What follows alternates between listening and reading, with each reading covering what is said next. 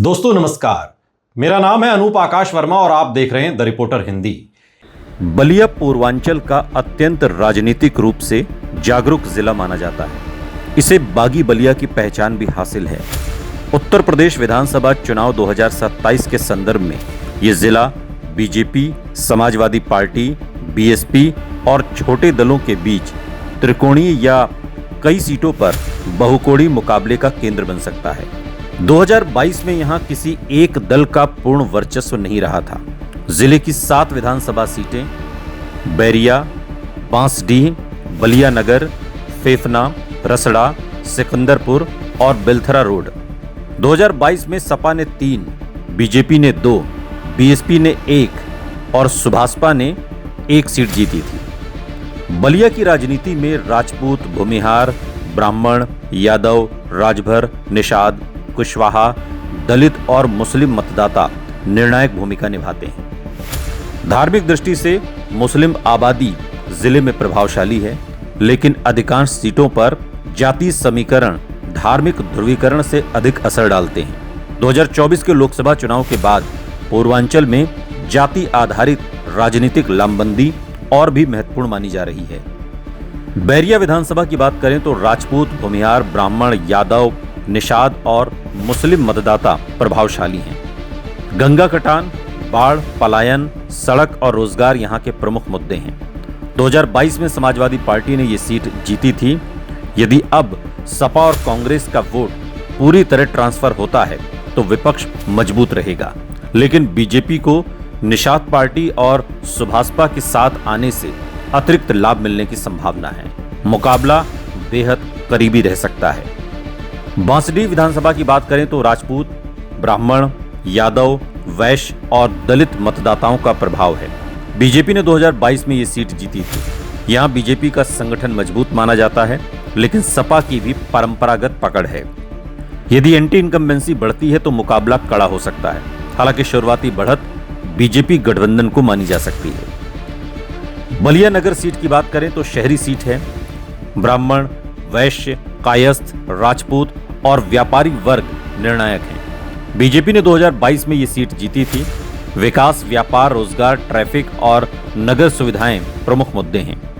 शहरी मतदाताओं के कारण बीजेपी यहां अपेक्षाकृत मजबूत स्थिति में दिखाई देती है। फेफना विधानसभा की बात करें तो यादव, राजभर, ब्राह्मण, भूमिहार, निषाद और दलित मतदाता प्रभावशाली हैं। 2022 में समाजवादी पार्टी ने यहां पर जीत दर्ज की थी और अब सुभाषपा के बीजेपी गठबंधन में आने से राजभर वोटों का समीकरण बदल सकता है। यदि सपा अपना यादव मुस्लिम आधार मजबूत रखती है तो मुकाबला बराबरी का हो सकता है। रसड़ा विधानसभा सीट की बात करें तो बलिया की सबसे दिलचस्प सीटों में गिनी जाती है। यहां पर राजभर, यादव, मुस्लिम, दलित और ब्राह्मण मतदाता बड़ी संख्या में हैं। 2022 में बीएसपी के उमाशंकर सिंह ने जीत दर्ज की थी। यदि बीएसपी अपना प्रभाव बनाए रखती है तो ये सीट फिर त्रिकोणीय मुकाबले में जा सकती है। यदि बीएसपी कमजोर होती है तो उसका वोट किस ओर ट्रांसफर होगा, यही नतीजा तय करेगा। सिकंदरपुर विधानसभा की बात करें तो यादव, मुस्लिम, राजभर, ब्राह्मण और राजपूत मतदाता प्रभावशाली हैं। 2022 में समाजवादी पार्टी ने ये सीट जीती थी। अब बीजेपी को सुभाषपा के साथ आने से राजभर मतों में लाभ मिल सकता है, जबकि कांग्रेस के साथ आने से सपा को विपक्षी वोटों का बेहतर संतुलन दिखाई देगा। ये सीट भी अत्यंत प्रतिस्पर्धी रहने की संभावना है। बेलथरा रोड की बात करें तो अनुसूचित जाति के लिए रिजर्व सीट है। यहाँ पर दलित, राजभर, निषाद और अन्य पिछड़ा वर्ग निर्णायक भूमिका में है। 2022 में सुभाषपा ने सपा गठबंधन के तहत ये सीट जीती थी। अब सुभाषपा बीजेपी गठबंधन में है, इसलिए बीजेपी की स्थिति यहां पहले की तुलना में अधिक मजबूत मानी जा सकती है। 2022 में बीजेपी निषाद पार्टी और अपना दल एस के साथ चुनाव मैदान में थी, जबकि सुभाषपा समाजवादी पार्टी के साथ थी और कांग्रेस अलग चुनाव लड़ रही थी। 2027 में तस्वीर बदल गई है। अब सुभाषपा भी एनडीए में है, जिससे विशेषकर राजभर बहुल क्षेत्रों में बीजेपी गठबंधन को लाभ मिल सकता है।